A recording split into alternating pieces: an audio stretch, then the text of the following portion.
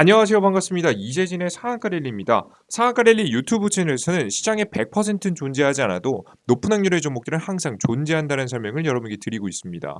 제가 오늘 준비한 주제는 천조원 원전 수출 10배 진짜 터진다. 가장 크게 급등할 원전 대장주 이주식입니다. 라는 주제로 오늘의 영상을 준비했습니다. 가장 기본적으로 해외 원전 규모는 대략 천조가량 됩니다. 엄청난 규모죠. 아마 천조 왔다 갔다 할 것 같긴 한데요. 아마 원자재 가격의 상승으로 천조 원 이상이 될 것으로 예상이 돼요. 여기서 가장 큰 비중을 차지하고 있는 중국의 계획을 제외시켜 버리게 되면 대략적으로 해외 수준 한 400조에서 500조 사이가 될 것 같은데요. 우리나라는 그 전에 원전 수출을 딱 한 번 해봤습니다. 아랍에미리트에 한번 해봤었는데요. 중동 지역에 이 아랍에미리트에서 수출한 건 한 건을 지금 이제 우리는 총 10건으로 늘리려고 현재 하고 있습니다. 총 10대의 원전을 수주하고자 노력을 하고 있고요. 진짜 10배 정도의 원전 수주가 이루어질지 굉장히 중요하게 이제 목표치가 달성이 될지 중요하게 떠오르는 부분입니다. 그들 중에서 이렇게 원전 수출이 이루어진다면 가장 크게 급등할 만한 원전 대장주는 무엇인지까지 오늘 영상을 통해서 한눈에 정리한 시간 가져보도록 할게요. 저는 2023년도 지금 저는 원전 관련된 기업들이 굉장히 크게 급등할 거라고 예상이 되거든요. 왜냐하면 2024년도 내년도에 원전 최종적으로 어떤 국가가 어떤 기업이 원전을 수주할지 결정이 나게 되거든요. 그럼 보통 주가는 보통 전년도에 더 많이 뛰게 됩니다. 뭐 마치 대통령 선거 보통 대통령 선거 전에 1년 전에 대선 테마 종목들이 더 크게 뭐 400포인트, 500포인트 막 올라가는 것처럼 보통 1년 전에 주가가 크게 오르지 않을까 싶습니다. 왜냐하면 상세한 부분들이 다 정해지는 시기이기 때문이에요. 그래서 우리가 원전 관련 종목들은 2023년도에 굉장히 크게 튈 가능성이 매우 높아 보이는데 이 원전 수출 관련된 이슈 그리고 관련된 대표 종목들이 무엇인지 오늘 한눈에 정리하는 시간을 가져보도록 하겠습니다. 그들 중에서 제가 오늘 간단하게 강의에서 설명해 드릴 내용도 물론 중요하겠지만 가장 큰 두 가지를 꼭 짚어보고 할 건데요. 우리가 항상 원전 수출에 대해서 의문이 남는 게 있죠. 진짜 수출이 되긴 할까? 이거 굉장히 궁금하지 않습니까? 그러니까 물론 주식 시장은요. 기대감에 올라가는 거예요. 그래서 기대감만 있어도 실제 수출이 되지 않아도 주가는 상승하긴 합니다. 다시 떨어져서 막 그렇죠. 상승하는데 문제가 없습니다. 기대감이 있다라고 한다면. 근데 여기서 진짜 수출에 대한 가능성이 있긴 할까?에 대한 분이 가장 처음 궁금할 것 같고요. 두 번째, 두 번째는 어떤 주식이 가장 크게 급등할까? 만약에 수출이 이루어지게 된다라고는 혹은 수출에 대한 기대감이 굉장히 커지게 된다라고 한다면 어떤 기업이 구조상 가장 큰 수혜를 볼 수 있을 것인가에 대한 이야기를 여러분들께 하나씩 하나씩 해드리고자 합니다. 끝까지 영상 시청하시면서 원전 관련 종목들의 핵심을 알고자 하시는 분들, 원전 관련 종목들 이미 투자를 하고 계시거나 혹은 투자를 고민하시는 분들도 오늘 영상 끝까지 시청해 주시면 좋을 것 같습니다. 앞으로도 원전 관련된 영상들을 계속해서 전달해 드릴 예정이니까요. 꼭 참고하셨으면 좋겠고요. 매일매일 올라오시는 영상들을 보면 원전 관련된 영상들이 퀄리티가 굉장히 낮습니다. 그냥 뉴스 하나 띡 갖다 놓고 그냥 그럴듯하게 씨부리는 영상들밖에 없단 말이에요. 그죠? 적어도 제가 여러분들 세상에 가장 최고의 영상을 만들어 드리진 못하겠지만 적어도 주식시장에서 원전 관련 종목들을 투자하시는 분들께서 참고하실 만한 핵심 내용들과 그 관점들을 제가 적어도 80% 이상의 확률로서 계속해서 맞춰오고 있기 때문에 제 영상을 시청하시면서 조금이라도 참고하실 만한 내용이 있지 않을까 싶습니다. 자, 그럼 본격적으로 오늘 영상 시작해 보도록 할게요. 일단 요즘의 흐름들은 나쁘지 않습니다. 연이자 지금 4,200만 원 탈원전 버틴 그들 일감 온다는 내용입니다. 여태까지 원전 관련된 기업들이 엄청난 적자를 봤습니다. 탈원전이 진행이 되게 되면서 지금 전 정부 하에 자연스럽게 관련된 장비들은 쓸모가 없어졌고요. 뭐 녹슬어 가고 버려지게 됐었습니다. 근데 해당된 장비들이 슬슬 쓸 수 있게 됐다라고 보시면 될 것 같죠. 드디어 일감이 들어오고 드디어 일을 할 수 있는 만한 구조, 드디어 업종이 살아나고 있다라고 보시면 될 것 같습니다. 실제 가장 먼저 처음 도입하기 시작한 건 대한민국 국내 내에서였죠. 해외 원전 수출이 막 지금 우리가 뭐 팔고 싶다고 해서 팔 수 있는 거 아니에요? 사주는 사람이 살 거 아니에요, 그죠? 그래서 일단 국내 먼저 원자력 발전소를 가동하게 되면서 관련된 부품들을 조달할 수 있도록 했습니다. 그래서 한빛 원전 3호기 비상발전기 자동 기동 정상 운전 중이라는 내용인데요. 여태까지 가동을 하지 않았었던 원자력 발전소를 하나씩 하나씩 다시 가동을 하고 있다. 그리고 문제가 되는 부분들이 등장하게 됐을 때 이렇게 빠르게 대처하면서 계속해서 가동을 하는 모습들을 보여주고 있습니다. 이러한 모습들은 국내뿐만 아니라 해외도 마찬가지인데요. 실제 프랑스, 독일 인플레이션 모두 하락 6.7%에서 9.6%다라는 내용이 나오는데요. 가장 낮은 국가가 프랑스죠. 왜 이렇게 물가 상승률이 낮냐라고 하면은 이 프랑스라는 국가는 일단 농식품, 농업, 식품 관련된 것들이 거의 자급자족이 되는 국가입니다.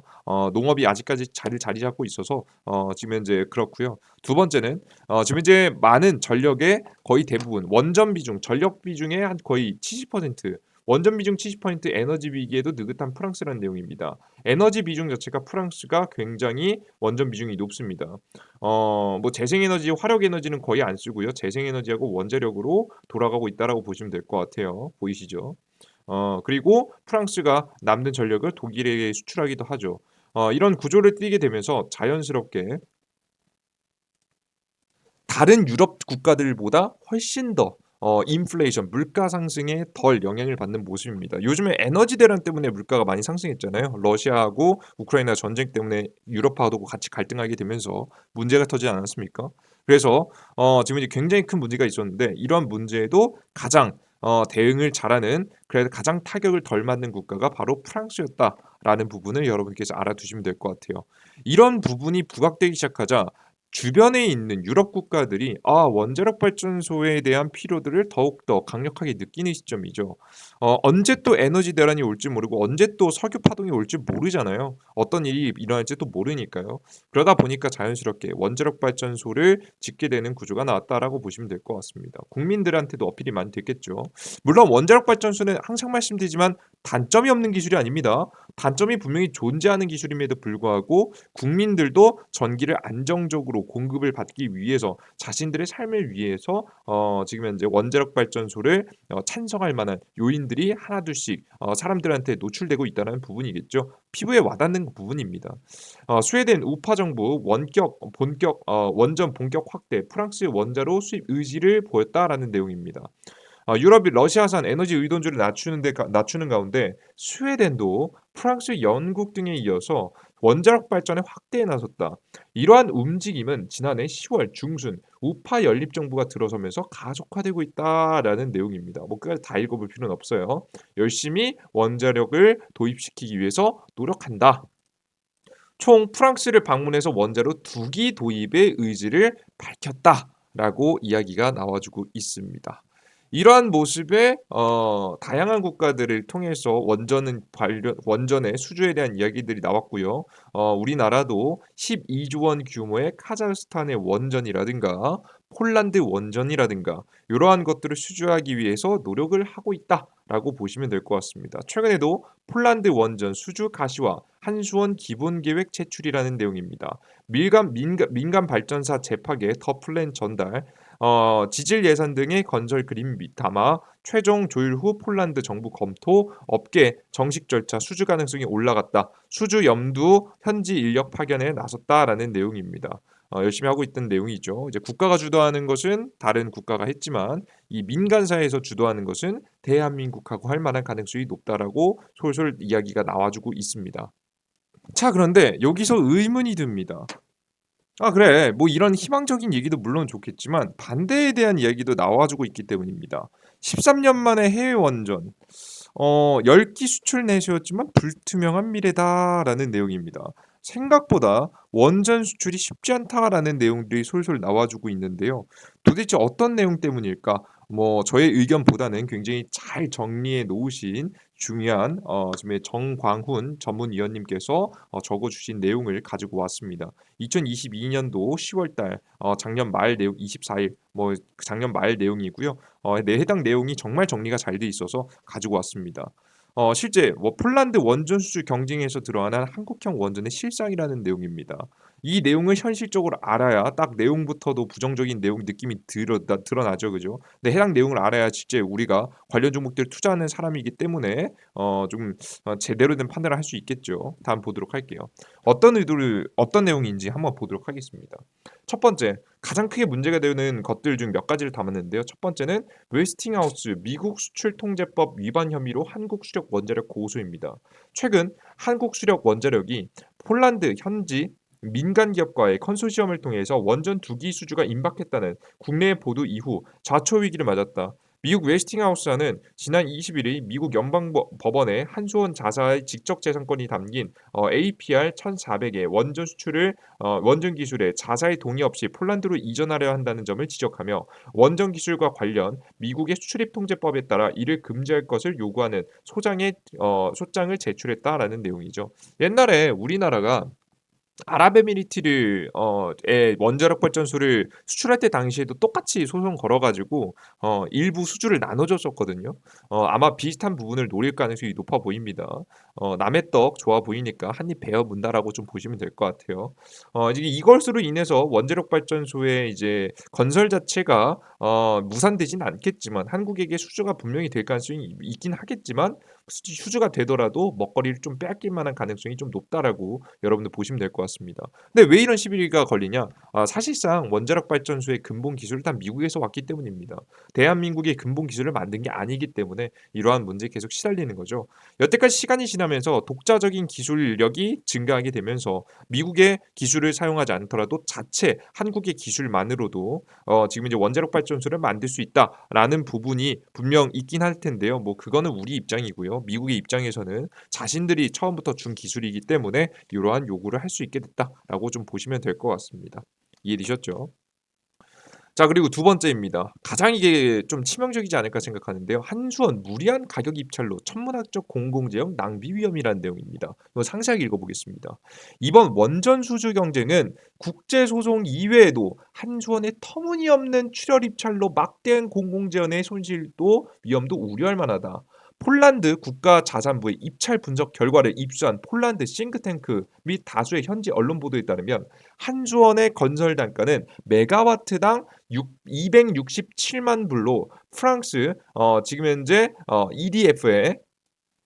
EDF와 미국의 웨스팅하우스사보다 훨씬 낮게 입찰한 것으로 알려졌다. EDF가 이게 프랑스 기업입니다, 여러분들. 전 세계 전력 회사 중 하나라고 보시면 될 것 같아요. 프랑스 회사입니다. 이 회사가 대략적으로 260만 불 메가와트당입니다. 그리고 미국의 웨스팅하우스보다 이게 400만 불입니다. 이것보다 엄청나게 낮죠. 말도 안 되지 않겠습니까? 훨씬 낮게 입찰한 것으로 알려졌다. 이는 2009년도 아랍에미리트 원주 수출 당시 건설 단가 메가와트당 332만 달러하고 비교해봐도 20%나 낮으며 현재 가치 452만 달러 대비해서 지금 41% 낮은 엄청난 출혈 입찰이다.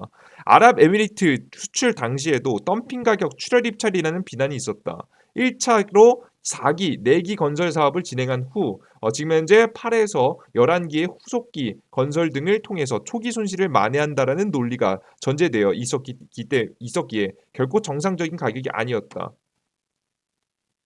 지금 이번 입찰의 경우 그보다 낮다는 점에서 그만큼 공기업인 한수원을 지원하기 위해 국내 수출입은행 등 공공기관들의 금융지원 비용의 부담을 크게 하고 향후 한전에 막대한 손실을 유발할 수 있다는 위험이 크다라는 내용입니다. 일단은 처음에는 싸게 시작하고 여러 대를 지으면서 가격 단가를 낮추겠다라는 이야기를 하고 있는 부분이겠죠. 그러면서 가격이 정말 말도 안 되는 가격을 제시했다라고 보시면 될 것 같습니다. 장난 아니죠. 위 아래 표를 보면 입찰의 결과를 아실 수가 있습니다.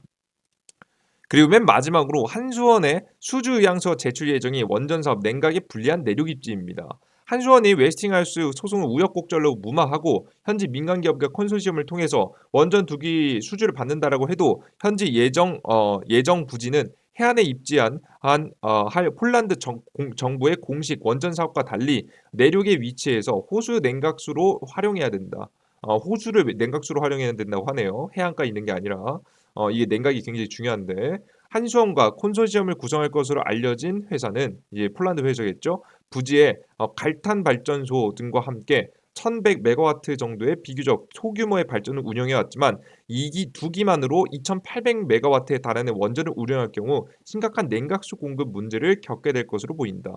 더욱이 지금 현재 8월, 9월 폭염으로 인해서 프랑스, 스위스 등의 원전 가동 제한 사례로 불거진 원전의 온배수 배출 제한 문제도 결국은 지금 현재 강화 추세에 있는 유럽의 하천 환경 규제에서 비롯되었다는 점도 감안해야 된다.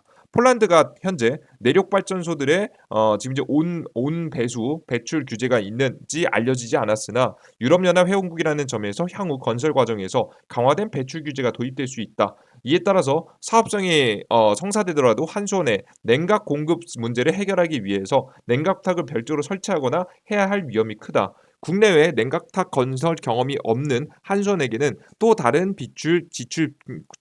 비용 지출과 공기 지연의 위험 요소가 된다라는 내용인데요. 뭐 공사를 시작하는 시기겠죠. 음. 무리한 원전 수출 실적 내기로 세계적 에너지 전환에도 고립을 자초할 수 있다라는 내용도 솔솔 나와주고 있습니다. 뭐 일단 결국에는 뭐 정리해 보면은 소송도 있고 너무 싸게 말도 안 되는 가격을 제출했고 그리고 우리나라가 여태까지 해왔던 것들과 조금 다를 수 있다. 나중에는 뭐가 문제가 될 수 있다. 냉각수에 문제가 생길 수 있다라는 이야기들이 솔솔 나와주고 있는 부분입니다. 굉장히 부정적이죠, 그죠? 물론 이 분께서 이미 부정적인 시각으로 쓰셨기 때문에 혹은 뭐 최근에 나오고 있는 현실들이 좀 부정적인 이야기이기 때문에 이런 이야기가 나올 수 있을 것 같은데요. 저는 이걸 보면서요. 진짜 될 것 같다라는 생각을 했습니다. 이게 무슨 소리냐? 이게 뭔 소리냐? 지금 부정적인 얘기들만 널려 있는데 진짜 왜 원전 수출이 될 거라고 생각하느냐라는 생각은요. 저는 왜 들었냐면 말도 안 되는 가격입니다. 보이시죠? 말도 안 되는 가격이에요. 그죠? 메가와트당 다른 기업들에 비해서 거의 뭐 절반 가격 정도, 한 40% 가격에 해당할 정도의 엄청난 낮은 가격이에요. 그죠? 그렇다고 해서 부실 공사를 하느냐? 아니에요. 부실 공사를 하지 않고 이 만약에 문제가 생기면 다 누가 지원합니까? 국내 수출입은의 공공기관 등의 금융 지원 비용 부담이 커진다고 하잖아요. 이거 결국 뭡니까? 대한민국이 담보 서겠다는 거잖아요. 그러니까 정부가 담보 서겠다는 겁니다. 그럼 여러분들 이 건설 자체가 안 될 일은 사실 없단 말이죠.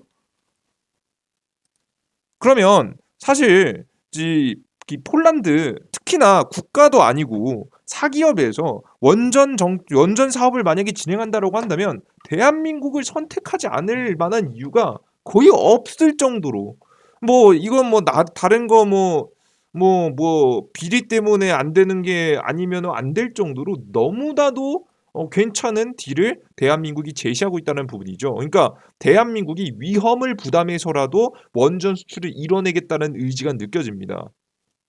자, 그러면 우리는 뭘 해야 됩니까? 실제 원전 수출에 대한 가능성이 높아지면 베팅 해볼 만한 거겠죠. 그죠? 이 사업이 실제 진행이 되고 이 사업이 실제 이 실인지 득인지 알기 위해서는요. 여러분 웃긴 게 뭔지 아십니까? 원전 건설에 여러분의 시간 최소 5년, 10년이에요. 10년 뒤에는 알 수 있어요.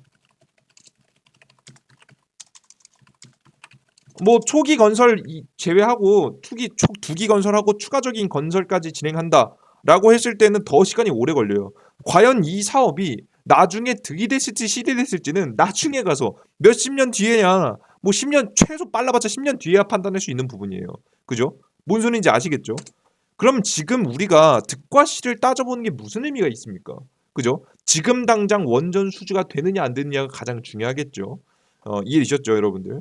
그래서 여러분들께서 해당 원전 수출에 대한 가능성이 매우 높아 보인다라고 저는 보이고요. 오히려 매우 높아 보인다. 라고 보고 있고 이게 이 민간 수출인데 민간 수출이 되고 나면 다음 수출 또한 기대감이 굉장히 커지게 됩니다. 다음 수출도 기대감이 솔솔 쌓일 수 있지 않을까라는 생각이 좀 들어요.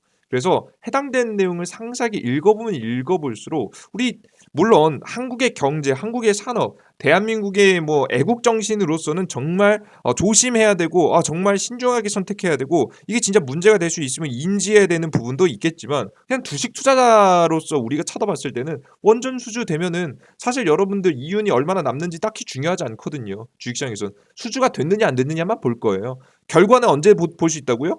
득인지 실인지 10년 뒤에 볼 수 있으니까 10년 뒤에 찾아볼 수 있으니까 지금 당장 주식 투자자 입장에서는 별로 그걸 따질 이유가 없는 거죠. 그러면 우리가 원전 수주가 일어나게 됐을 때 관련된 주가는 굉장히 폭등한다. 라는 생각을 여러분들 가져가시면서 과감하게 투자해 보셔도 괜찮겠다라는 생각이 듭니다. 실제 그리고 저는 또 하나 더 재미있는 게 뭐냐면 최근에 이 이슈거든요. 세계 최대 3대 도시 두바이 10년 동안 1경원 쏟아붓는다라는 내용입니다. 또다시 중동에서 잭팟이 터지고 있죠. 그래서 오늘 중소형 건설주도 또 뛰기 시작했잖아요. 아랍에미리트 두바이가 세계 3대 도시 도약을 위해서 10년 동안 1경원이 넘는 천문학적인 투자를 지팡하기로 했다. 친환경 산업을 육성하고 글로벌 유니콘 기업을 30개 매출한다는 목표도 세웠다. 미국 CNBC 방송에 따르면 지금 현재 빈살만 라시드 알 막듐 두바이 군주 겸 지금 아랍에미리트 총리는 4일 자신의 트위터에 오늘 두바이 경제 어젠다 D33을 추진했다며 향후 10년간 두바이의 경제 규모를 2배로 키우고 세계 3대 도시로 자리매김하는 게 목표라고 설명했다. 총 100개 프로젝트를 이루어진 D33 규모는 32 조르디안 대략적으로 한화 기준으로는 1경 1075조 원에 이른다. 모하메드 군주가 이날 공개한 인류 프로젝트를 보면 지속 가능한 친환경 제조업 육성, 신산업 분야의 글로벌 유니콘 30개 육성, 청년 일자리 6만 5천여 개 창출, 전 세계 유명 대학 유치, 그리고 신기술 실증 사업화, 미래 지원 등 미래 먹거리 확보에 초점을 맞춰졌다라는 내용이 나와주고 있습니다. 전 여기서 지속 가능한 친환경 제조업 육성 뭐 이런 부분에 굉장히 중요하게 떠오르게 되지 않을까 싶어요. 결국에는 친환경 에너지, 친환경 사업들을 진행하겠다라고 이야기를 한 거죠. 전에도 도시를 만들 때 원자력 발전소를 추가적으로 늘렸었던 바로 이 두바이이기 때문에 이번에도 추가적인 원전 건설에 대한 가능성까지도 나올 수 있지 않을까 싶습니다. 실제 이 이야기에 좀 가능성을 좀 더해줄 만한 이야기가 그래도 제가 지금 망상이 아니라 그래도 가능성이 있다라는 거 설명드리면 최근에도 이재용 부회장이 중동은 기회의 땅이라고 하면서 아랍에미리트 원전 건설 현장을 직접 찾았죠. 그죠? 삼성물산이 참여하는 아랍에미리트 죄송합니다. 바라카 원전의 프로젝트 건설 현장을 방문해서 직원들의 셀카 요청에 응하고 있다라는 내용이 요즘 트렌드 아닙니까? 그죠? 젊은 직원들하고 사진 찍기. 그죠? 아무튼 뭐 중요한 건 이건 아니고 아무튼 중요한 건 이 원전 건설 현장을 찾았다는 게 중요합니다. 이런 부분을 생각해 봤을 때 추가적인 원전 건설에 대한 기대감도 좀 돌 수 있지 않을까라는 생각을 좀 하고 있어요. 자, 그럼 오늘 내용을 총 정리해 보면은 첫 번째, 우리 진짜 수출이 되긴 할까? 될 것 같아요. 만약에 국가의 부담, 국가가 만약에 보증하는 말도 안 되는 단가일지언정 수출은 될 것 같습니다. 수출은 이루어질 것 같아요. 자, 그럼 실제 이런 기업들, 이런 상태에서 어떤 주가가 가장 크게 급등할까? 어떤 기업이 가장 크게 수혜를 받을까? 좀 생각을 해보면요. 저는 결국에는 기술력 있는 기업이 주목받지 않을까 싶습니다. 아무나 주목받기보다는 실제 기술력이 있고 실제 발전 가능성이 있는 기업들 위주로 주목받지 않을까 싶거든요. 가장 저는 떠오르는 기업들 몇 개를 여러분들께 설명해 드려 보도록 하겠습니다. 최근에 제가 오늘자 기사 내용에서도 설명드린 바가 있죠. 이자 부담 연 4,200만 원 탈원전 버틴 그들 일감 온다. 여태까지 엄청난 적자를 내고 있었던 이 기업이 바로 두산에너빌리티입니다. 두산에너빌리티. 전에 두산중공업이라고 보통 표현하죠. 최근에는 다양한 체질 개선을 통해서 실적을 다시 한번 흑자로 돌려내는 데 성공한 기업이라고 좀 보시면 될 것 같습니다. 해당 기업 같은 경우에는 이번에 윤석열 정부에 들어서 현 대통령 정부에 들어서 정책이 변함에 따라서 엄청난 수혜를 좀 현재 받고 있다라고 좀 보시면 될 것 같습니다. 적자를 이겨내고 흑자로 돌아서고 있는 부분이죠. 최근에는 탈원전 이전 수준 회복한 원전주 글로벌 프로젝트 수주가 관건이라는 내용인데요. 실제 두산에너빌리티의 주가를 보시면 핵 원자로 터빈 등 원전 주기의 제작 업체인 투산에너빌리티가 주가는 현재 전 정부 출범 이후 굉장히 낮은 가격을 유지했지만 지금 현재 2020년도 지금 2020년도 3월 지금 현재는 더 올라갔죠. 정확하게 역사를 말씀을 드리면 두산 에너빌리티의 가격은 체질 개선 전에 2000년도 초반에는 얼마였느냐? 거의 여러분들 가격 보이십니까? 4,000원대였습니다. 4,000원대 기업이 지금 풍력 쪽 터빈 쪽으로 체질 개선을 하고 잘라낼 기업 잘라내고 매각할 기업 매각하면서 바꾸니까 지금 현재 300% 급등을 하면서 대략적으로 1,400원대를 만들어냈고요. 그 다음에 해외 원전 수출에 대한 기대감이 있을 때 주가가 저가에서부터 한 150, 30% 정도 더 뛰어주게 되면서 주가는 최종적으로 거의 3만 원대까지 도달했었습니다. 현재는 주식시장이 좀 안 좋게 되면서 지지부진한 모습을 보여주면서 15,000원대까지 다시 떨어지긴 했지만 언제든지 추가적인 상승을 할 수 있을 만한 원전의 가장 최대 수혜주로 꼽히죠. 지금 이제 월정원전 1호 연구 폐쇄 이거 다 돌아왔죠, 여러분들. 다시 가동하기 시작하고 신한울 1호기 산업 운전이 다시 시작됐고 지금 이제 그 다양한 악재들이 다 사라지게 되면서 가격이 회복했다라고 보시면 될 것 같습니다. 실제 대한민국 기업들 중에서 가장 적극적으로 수주를 따내고 있는 기업이기도 하죠. 두산에너빌리티 1.6조 원 규모 이집트 원전공사 수주라는 내용입니다. 핵심적인 것은 아니지만 아직 기기로 전기를 생산하는 설비를 말한다. 지금 현재 2차 측은 터빈과 발전기와 관련된 기기라고 합니다. 요걸 진행하긴 했지만 메인 공사는 아니라는 부분이겠죠. 메인은 아니었지만 수주를 계속해서 따주고 있는 모습들을 직접 확인할 수가 있습니다. 그만큼 지금 우리나라 국가의 힘을 빌리는 사업이 아니더라도 수주를 떼내고 있기 때문에 전 세계적으로 현재 이미 인정을 받고 있는 기업이다라고 보시면 될 것 같아요. 이번 해외 원전 수주가 이루어지게 되면 두산에너빌리티가 빼놓지 않고 엄청난 수혜를 볼 것으로 예상이 됩니다. 전 주가가 언제든지 더 큰 상승세를 보여줄 수 있을 만한 대장주격 종목이라고 봅니다. 이해되셨죠? 그리고 의외로 제가 여러분들께 다음 짚어드릴 종목은 바로 뭐냐면 여러분들께서 앞서서 제가 최근에 중동 지역의 원전 건설에 대한 언급들을 계속해서 드리고 있는데요. 누가 갔다고요? 삼성 이재용 부회장님께서 가셨다라고 설명드렸죠. 여기서 원전 건설을 하고 있는 기업이 누구냐? 삼성물산입니다. 삼성물산이에요. 삼성물산입니다. 삼성물산이 전 원전 수주의 실질 수혜주가 될 수 있다라고 저는 생각이 들고 있어요. 건설 쪽 굉장히 조심스럽지 않냐라고 생각하시겠지만 대한민국의 요즘에 해외 원전 수주 때문에 굉장히 떠들썩한 거 여러분들께서 알고 계시죠? 지금 현재 네옴시티에 이어서 바로 뒤에 이어지는 지금 아랍에미리트의 일경 엄청난 규모의 지금 이제 수주 이야기까지 프로젝트들이 건설 프로젝트들이 솔솔 이야기가 나오면서 관련된 주가의 기대감이 충분히 일 수 있을 것 같습니다. 적어도 주가가 이렇게 눌리기보다는 적어도 박스권 상승세를 보여주면서 요 상승세까지는 좀 이어가지 않을까. 그래도 13만 원 선까지는 한번 터치해 줄 수 있을 만한 여력이 있지 않을까 싶어요. 요런 기업들 삼성물산 같은 기업들이 나쁘지 않은 결과를 보여줄 수 있다라고 전제 보고 있습니다. 자, 그리고 한 가지 더 여러분들께서 별로 관심 없으신 분들이 있으실 텐데요. 저는 최근에 해당 관련된 기사를 보고 좀 놀랐던 기사 내용이 있습니다. 이 내용인데요. 삼성중공업 바다위 원전 기본 인증 2028년도 상용한다라는 내용입니다. 삼성중공업은 해상 원자력 발전 설비 부유체 소형 용융 염 원자로 파워 바지 개념 설계를 완료하고 미국의 ABS 선급으로부터 기본 인증을 획득했다라고 4일 밝혔다. 지금 현재 CMSR 파워 바지는 지금 현재 원자력 조선 해양 기술 융합체이다. 해상에서 소형 지금 현재 용융 염 원자로 기술을 활용해서 생산한 전기와 열 에너지를 지금 현재 육해상에 공급하는 신개념 발전 설비이다라는 내용입니다. 즉 간단하게 굉장히 복잡하게 어렵게 여러분들 돌려서 왔지만 바다 위 원자력 발전소라고 불린다라는 내용이죠. 삼성중공업이 개발한 이제 CMSR 파워 바지는 전력 생산 수요 규모에 맞춰서 100메가와트급을 지금 현재 2기를 최대 8기까지 탑재가 가능하다. 부유체 내 스팀 터빈 발전과 송배전 설비를 갖췄다. 삼성중공업은 실증 이후 전체 발전 설비를 상세 설계 등을 거쳐서 오는 2028년까지 상용화할 계획이다. 라는 내용을 가지고 있습니다.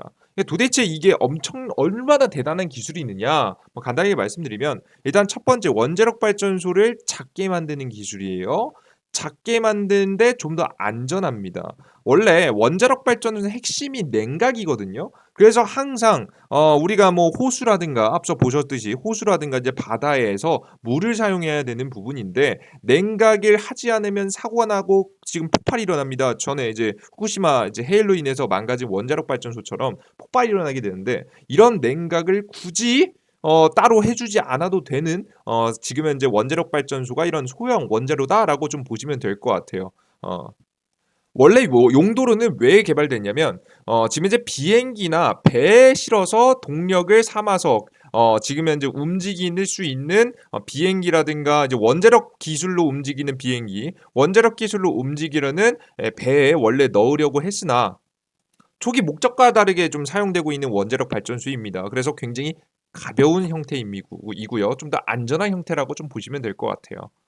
게다가 이걸 지금 당장에는 단가가 굉장히 비싼 것처럼 느껴질 수 있겠지만 작은 원자력 발전소이기 때문에 많이 만들기 시작하면 대량 생산도 가능해지게 됩니다. 재밌는 구조죠. 그리고 이게 최종적으로 나중에는 언제 어디서든 대한민국 같이 지금 대한민국 같이 땅덩어리가 제한돼 있는 국가라든가 혹은 굉장히 험지 있잖아요. 땅을 파서 공장을 지을 수도 없는 굉장히 험지, 뭐 남극이나 지금 현재 북극이나 요런 굉장히 추운 지역이라든가 아니면 너무 뜨거워서 원자력 발전소 혹은 이 발전소가 들어설 수 없는 공사가 일어날 수 없는데 전기는 필요한 곳에 지금 현재 요러한 배들이 움직이면서 전력을 공급해 줄 수 있지 않을까 싶어요. 최종적으로는 해당 기술은요. 완성되면은 아마 우주로 나갈 가능성이 높습니다. 예, 그래서 최종적으로 미래가 열려 있는 기술이다라고 보시면 될 것 같은데 해당 기술을 삼성중공업이 하고 있습니다.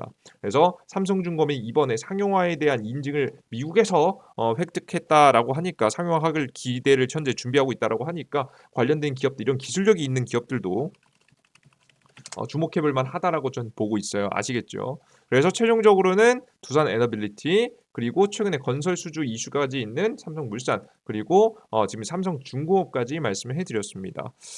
근데 이 종목들로만은 좀 부족하다라고 생각하시는 분들이 있을 것 같아요.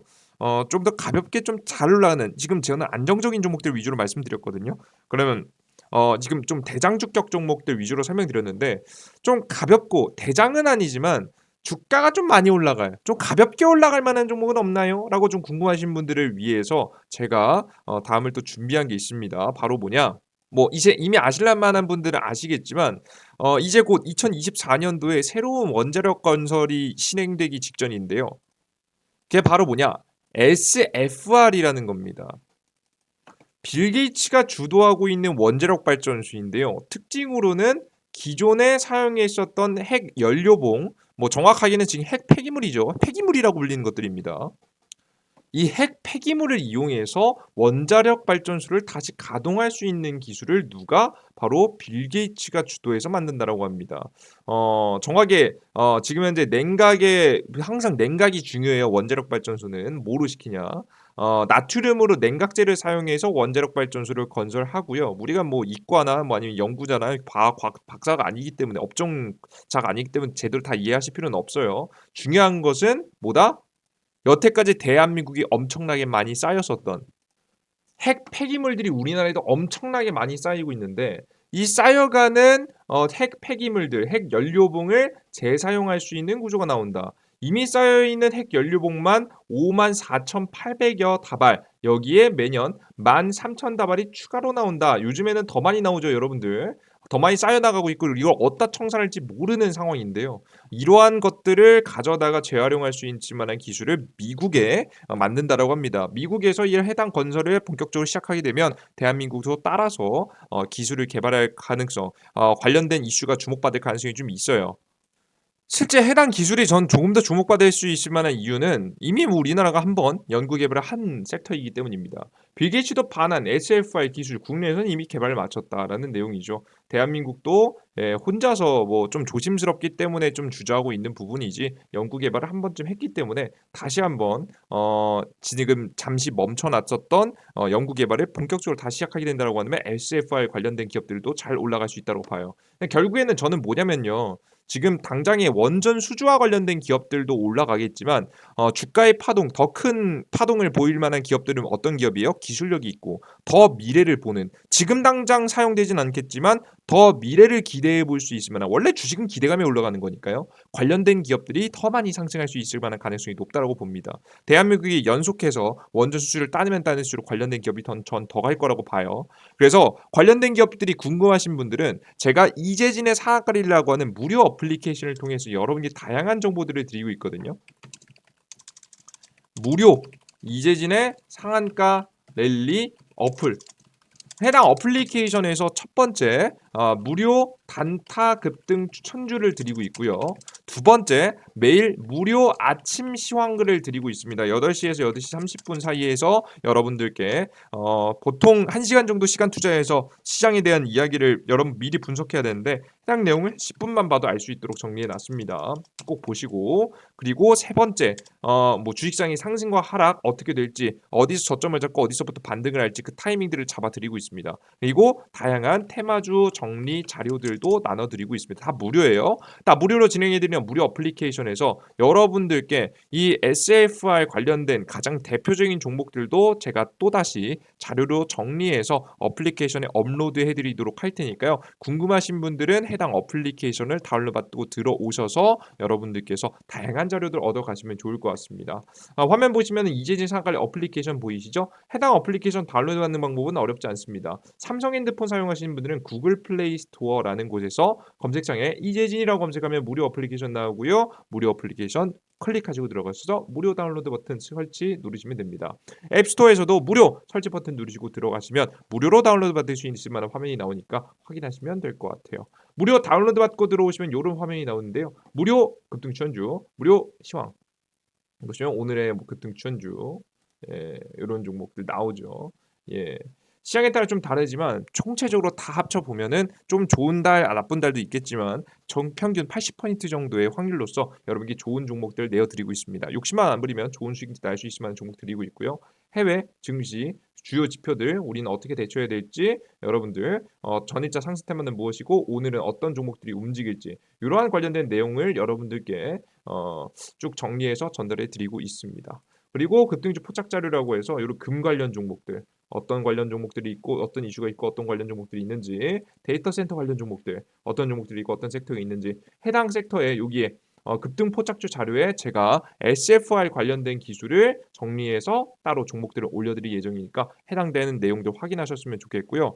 그리고 제가 하나 더 여러분께 선물을 한 가지 더 드리려고 합니다. 어떤 선물이냐면 우리가 단기 투자도 물론 좋겠지만 중장기 투자 궁금하신 분들 있으시죠? 2023년도 유망업종 총정리 자료를 여러분들께 만들어 드렸습니다. 우리가 앞으로 자율주행, 두 번째 메타버스, AR, VR이죠.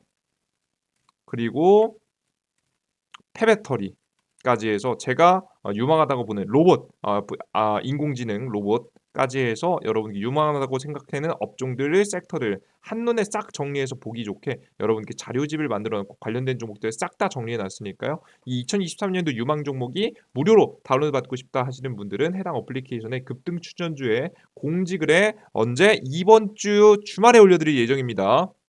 이번 주 주말에 맞춰서 올려드릴 예정이니까 해당 어플리케이션 클릭하시고 접속하셔서 여러분들께서 무료 다운로드 2023년도 유망업종 자료집 올라오면 꼭 여러분께서 받아가시면 좋을 것 같아요. 해당 어플리케이션 어디서 무료 구글 플레이 스토어 삼성 핸드폰 사용하시는 무료 구글 플레이 스토어 검색 버튼 누르시고 이재진 검색하시면 나오고요. 앱스토어 어플리케이션 다운로드 버튼 클릭하시고 들어오시면 다운로드 받을 수 있으시니까요. 확인하시고 다운로드 받으시면 좋을 것 같습니다. 어차피 다 100% 무료로 진행해 드리는 거니까 뭐 걱정 마시고 접속하셔서 다운로드 받으시면 될 것 같아요. 자, 그리고 좋습니다. 여기까지 오늘의 영상 마무리해 보도록 하겠고요. 다음 영상이 조금 더 유익한 내용과 함께 여러분들께 좋은 영상 많이 전달해 드릴 테니까 꼭 영상 시청하시면서 많은 도움 받아가셨으면 좋겠습니다. 추가적인 원전에 대한 관련된 종목들 이외에도 여러분께 다양한 시장에서 가능성 높은 종목들을 어떻게 공략할지 어떤 이슈가 있는지 실시간 새로운 뉴스 브리핑들을 항상 업데이트해서 전달해 드리는 이재진의 상한가리 어플리케이션인 유튜브 채널이니까요. 구독 버튼 누르시고 항상 많은 정보 얻어가셨으면 좋겠습니다. 여러분들 모두 감사합니다. 땡큐.